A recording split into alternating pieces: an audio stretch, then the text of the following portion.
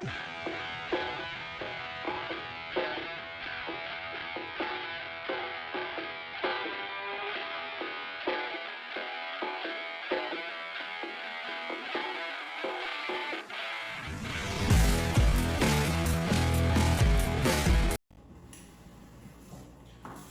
pessoal, sejam bem-vindos para mais um episódio do nosso podcast Vozes do Processo.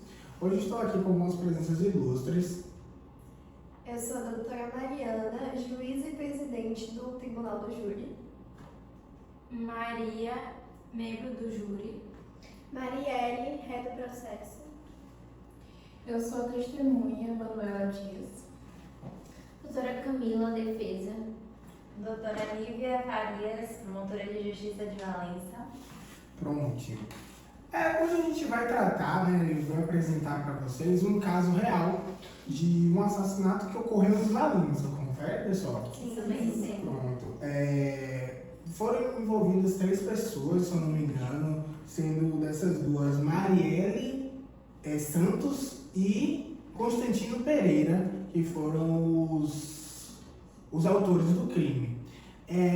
O falecido, no caso, a vítima do crime é o Liel Santos também, o marido. Isso mesmo, é ex-marido. Prontinho. Doutora, você consegue narrar para a gente melhor como foi o acontecimento dos fatos? Você foi a acusação, né? Confere? Sim. Você consegue narrar melhor para a gente como foi o acontecimento? Então, o Ministério Público tomou a frente desse caso justamente para defender os direitos da sociedade e a ré, Marielle, ela assassinou o marido por não querer mais o relacionamento e também com o intuito de ficar com os bens do marido. E desse modo, ela, no dia 9 de setembro de 2019, ela arquitetou esse plano para matar o marido e chamou o primo dela, o Constantino, que não está aqui presente, justamente para ajudar a executar o crime. Pelo que eu dei uma olhada no processo, pelo que eu vi, foi uma emboscada praticamente que você fez, né? Pelo que foi citado. Você fingiu que estava doente? Como foi? Consegue me explicar a De acordo situação? com as alegações que não são verídicas, na verdade não foi assim, como eu acabei confessando o crime para priorizar o meu bem-estar, mas eu fui iludida por Constantino, durante esse feito, e foi o que colocaram como alegação, mas isso não aconteceu. Entendi. Nós temos aqui uma testemunha, o nome? Manuela Dias. Prontinho. Manuela, a senhora Manuela, ela vai explicar pra gente como que funcionou essa questão. Você era vizinha dela, né?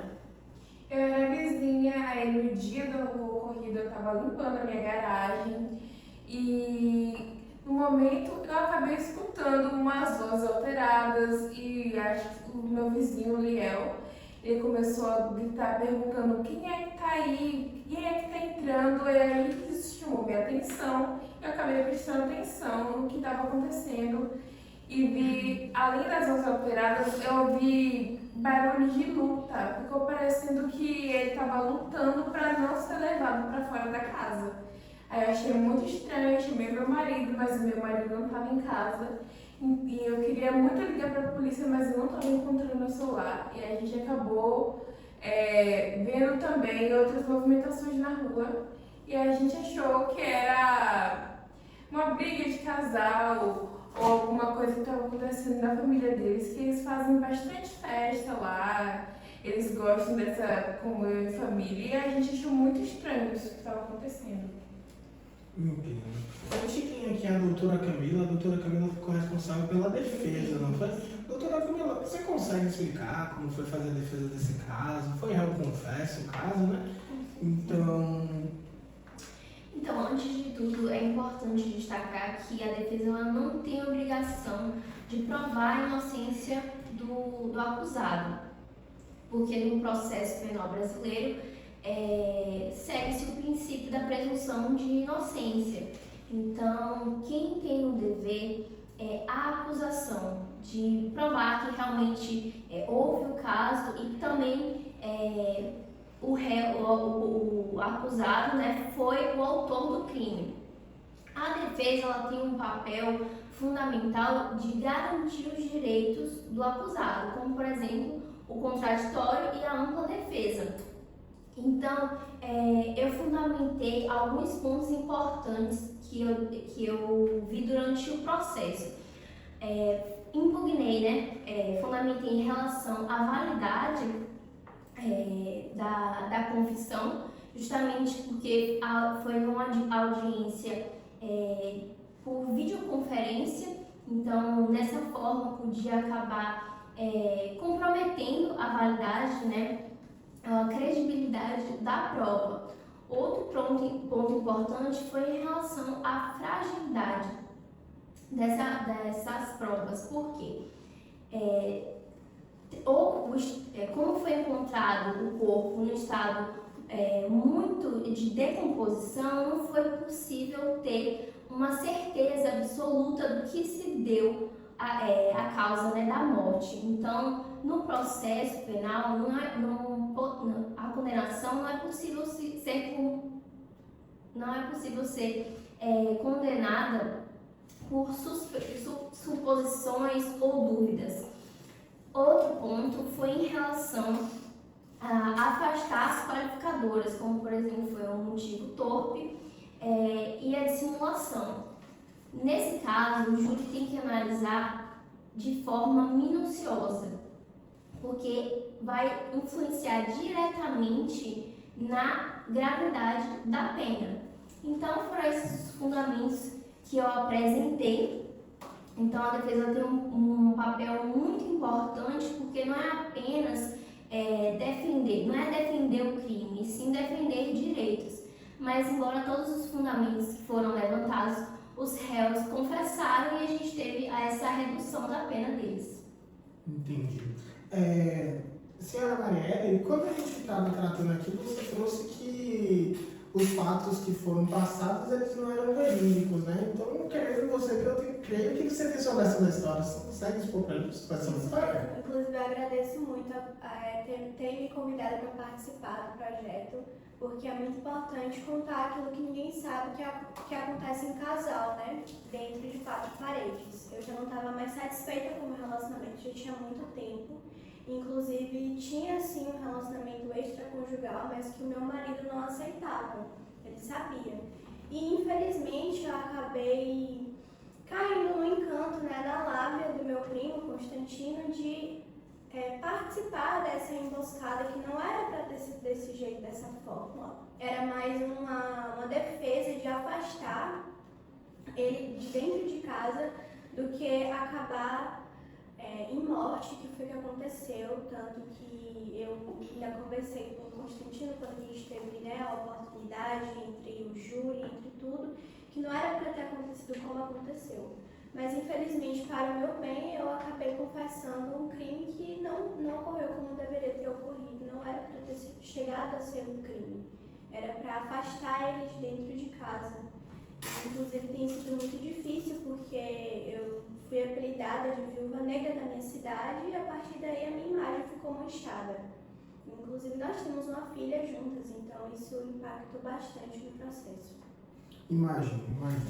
Nós temos aqui a senhorita Maria, que foi membro do júri, e ela vai explicar para a gente um pouquinho melhor como é que funciona essa questão de participar do júri e de como funciona o júri. Muitas pessoas pensam que quando a gente fala em julgamento, quem irá decidir tudo é o juiz.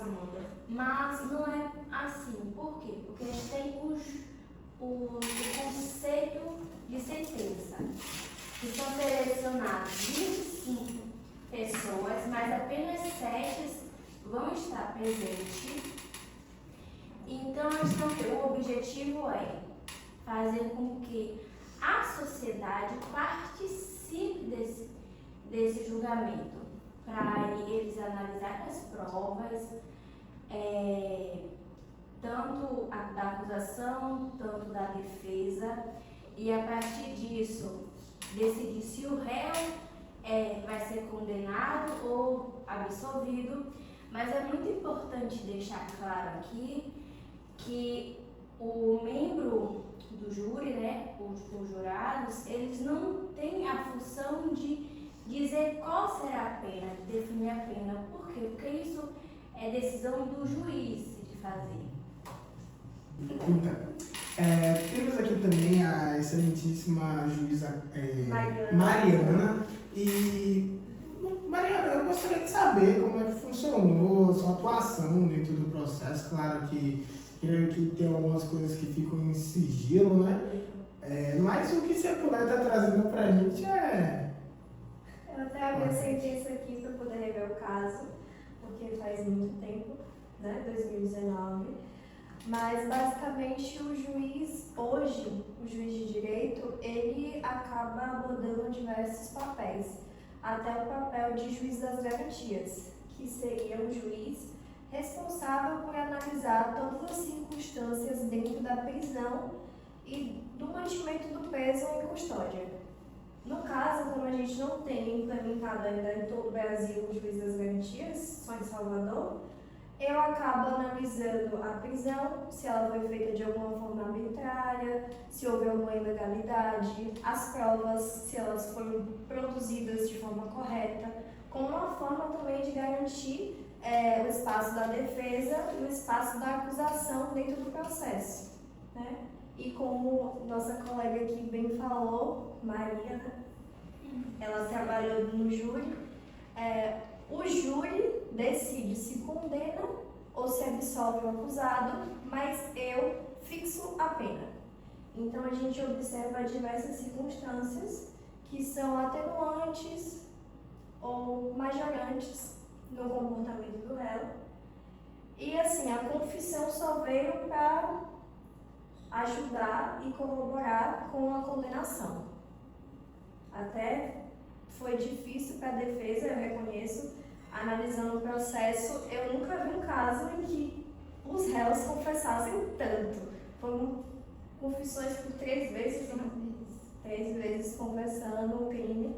Então já sabia o que ia acontecer desde o início do processo.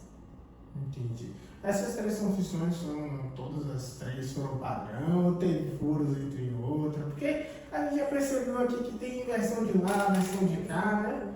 Então, como é que foi? Alguns aspectos foram diferentes, como Marielle já falou, ela disse que foi seduzida pelo primo a participar do crime. Segundo ele, foi o contrário, ela que trouxe ele para dentro do crime, ela que propôs, inclusive prometeu dinheiro, por isso que foi uma das coisas que a gente também analisou na dosimetria. De fato, existiam esses pagamentos, então uma versão diferente da outra nesses aspectos. Entendi. Alguém tem mais alguma coisa a acrescentar, pessoal? Então, pessoal, hoje a gente encerra mais um episódio do nosso podcast Vozes do Processo.